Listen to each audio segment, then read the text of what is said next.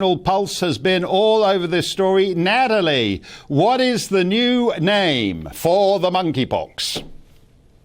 Well, just when you thought the World Health Organization couldn't make any worse decisions coming off of COVID-19, I think they've really outdone themselves with this. So they made a huge announcement saying that they no longer be referring to monkeypox, if I'm allowed to say it, as monkeypox. But amidst this whole statement, they actually said they're still deciding on what exactly they want to call it.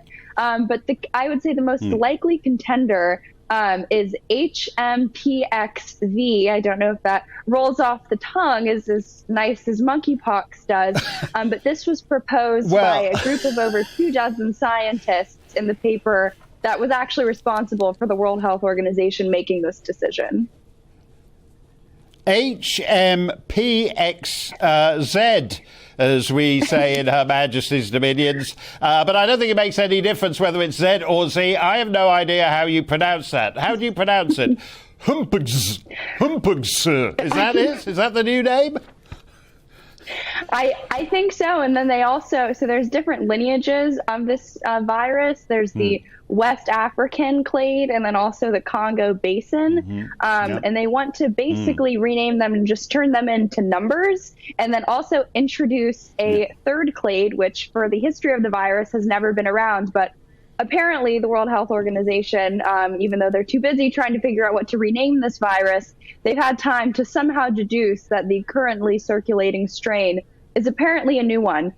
So very unclear, but I will say that the researchers who proposed this name shift, right, it's easy to mock and ridicule, but it was leading scientific authorities from not just from research institutions like Oxford, but even health leaders from Africa, a lot of different countries. And I know public health experts, especially like Anthony Fauci, kind of done a lot of damage to that position. But it is really crazy when you see these so-called experts, not total far left nut jobs, the ones who are pushing for this change, when again, I'm not really sure who is offended by the term monkeypox. Well, isn't the problem not that people are offended by it, but that they're insufficiently scared by it?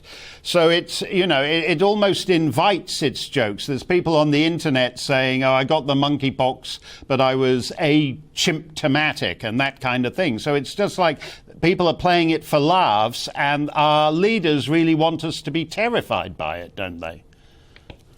Which I think is really dark when you contextualize the decision in that frame of mind, because it shows you that, the powers that be really try to weaponize these viruses to make people as scared as possible. The fact that they are enraged and as a result want to completely, in an Orwellian style, rename this virus to make sure that you're sufficiently scared enough so we could say, lock down again, institute mail-in voting, start wearing masks, mandate vaccines, really shows you, I think, what is driving the calculus behind a lot of these public health experts. And it's not even objectivity, science, the scientific method. It's really a calculus based on fear.